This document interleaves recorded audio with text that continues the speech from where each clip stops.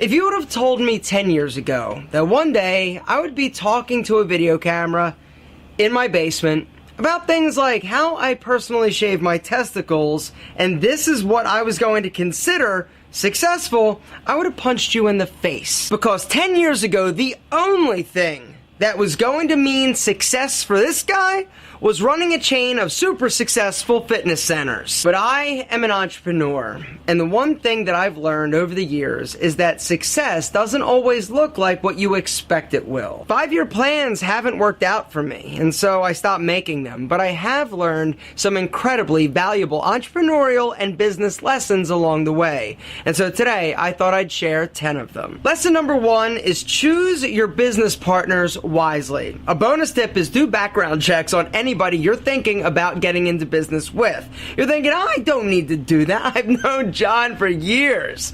He's a solid guy. Well, trust me when I say it pays to do your due diligence, even if you think, and I'm sure that John is a fantastic, stellar, stand-up dude, but think of your business partner as somebody that you're getting married to. Okay, it's like your work wife, because business agreements and contracts are just that. They're a contract. They are a legally binding agreement. And if things go south, you can be in a world of hurt. To be honest, marriages, like real ones, they're easier to get out of than some business relationships. Nothing steals the fun out of a new business like expensive or high overhead. True story. When I owned my fitness center, you know what my monthly expenses were? $40,000. That is a lot of memberships. That is a lot of personal training. That is a lot of supplements. Business owners and entrepreneurs eat last. Okay? You're paying everybody else before you. Before you see a dime, for me, $40,000 had to go out the door. So guess what? I was the person who made the least amount of money. The people cleaning my toilets were killing it compared to me. Lesson number 3 is don't be afraid of hard work. Now, this is something where you're probably like, of course, right? It's going to be hard. You don't understand until you've actually done it how difficult the work is going to be. At times, it's going to be daunting. At times, you're going to want to give up. Just know, before you start, before you embark, before you spend the money on starting something, it's going to be a bear. The mountain is steep, it's high, and you've got to climb it. This is your pride. Lesson number 4 is taking that pride and throwing it out the window, because you're going to need to do anything and everything it's going to take in order to be successful. True story. When I had my fitness centers, it got pretty bad towards the end. I expanded too fast. There were a bunch of internal issues. Remember I was saying choose your partners wisely? It got so bad financially for us that I was having to take money off of credit cards in order to pay my employees. And so in order to make ends meet, I had to take a second job on weekends working as a beer cart girl on a golf course, a private members only golf course. And there was a moment when there were lots of moments doing that, but it was winter. It was February, and in Atlanta it does get cold, especially at 6:30 in the morning on a Sunday. There was frost. It was about 23 degrees, and there was no heat in the cart. And so I'm sitting there waiting for golfers to come around. There's no shelter. I'm just in this cart shivering my butt off. And it was that critical moment in my life when I realized that, my God, I will do anything it takes in order to be successful.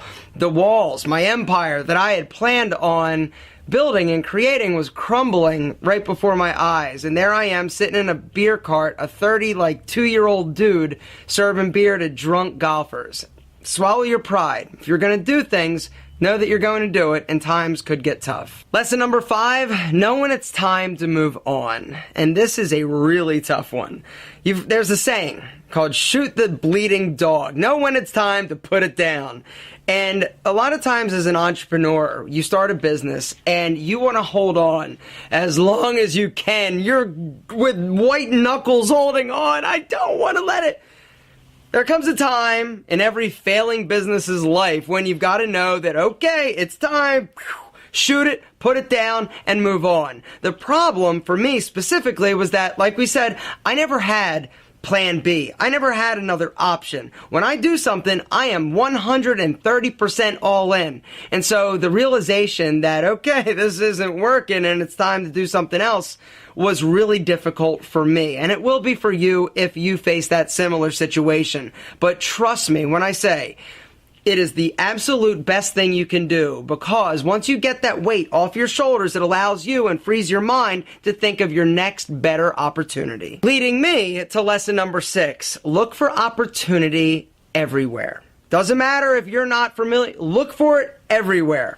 The thing that blows my mind, because here's the deal, I get approached by so many companies nowadays saying, hey, check out my product, check out my product. Do you know how many wallet companies are out there thinking that they've got the latest, greatest? Okay, if you have a passion for wallets, okay, then try and make it work.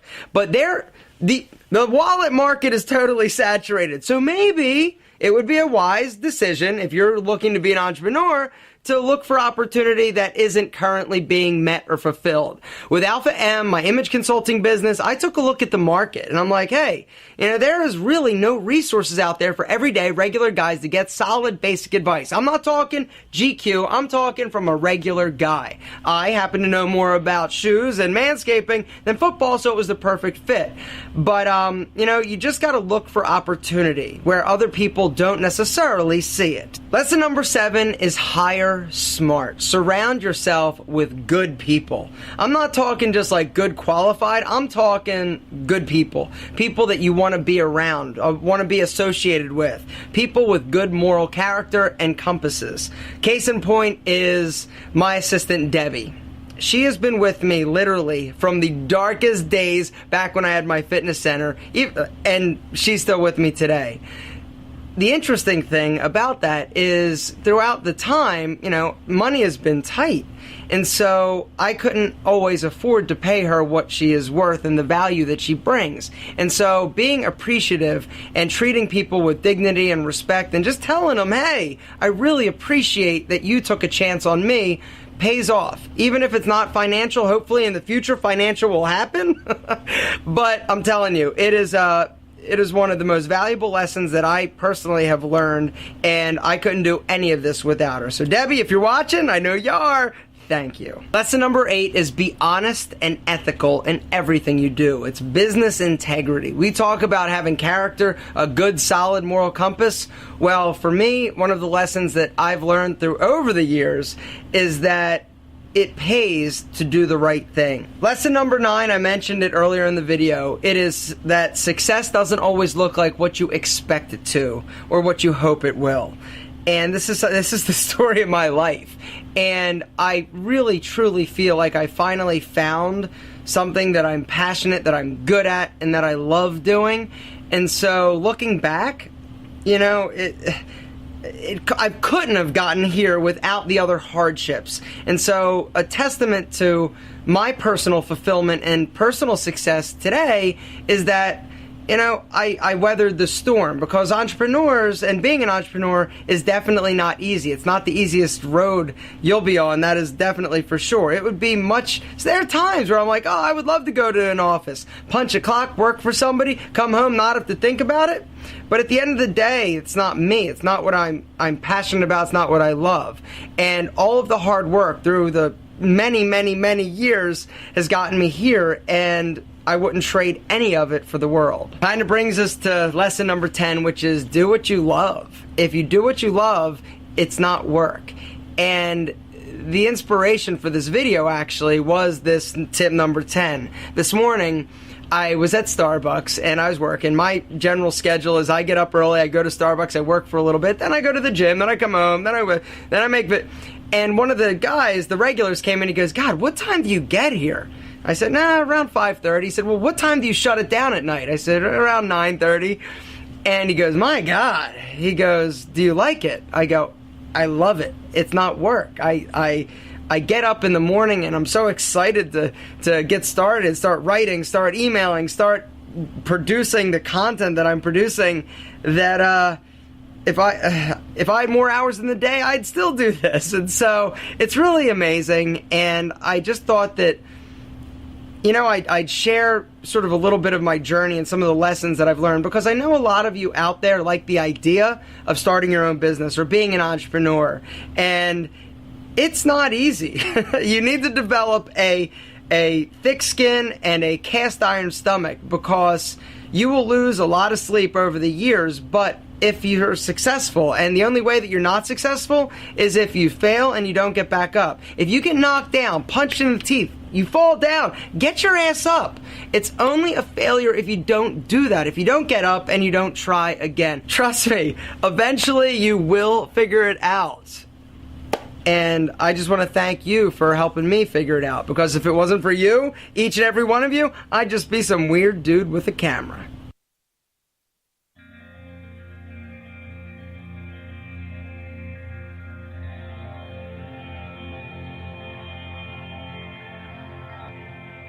Sarà difficile diventar grande prima che lo diventi anche tu.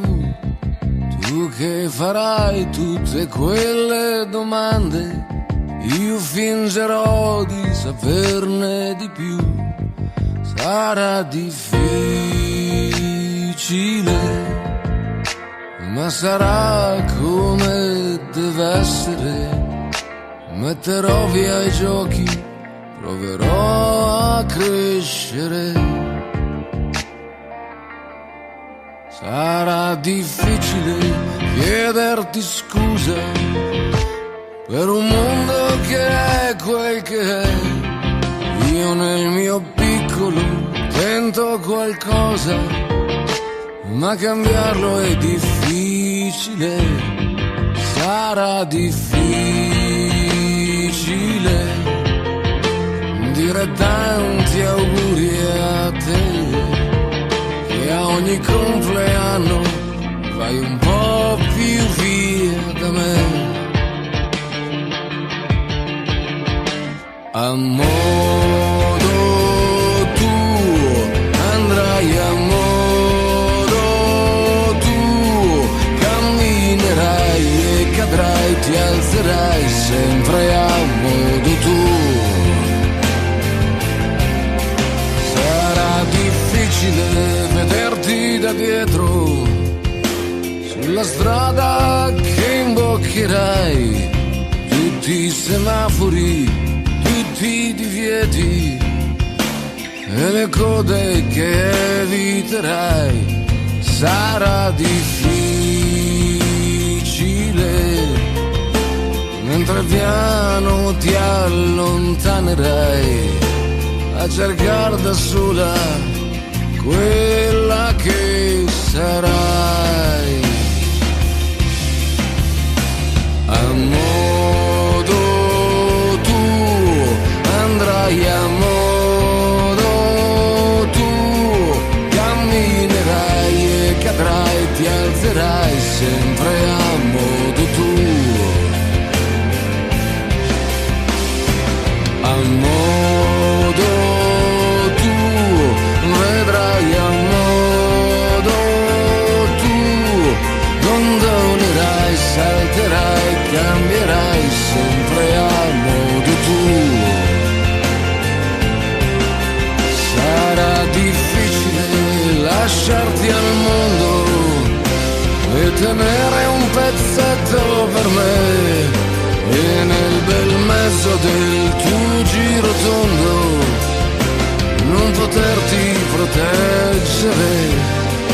Sarà difficile, ma sarà fin troppo semplice, mentre tu ti giri e continui a ridere.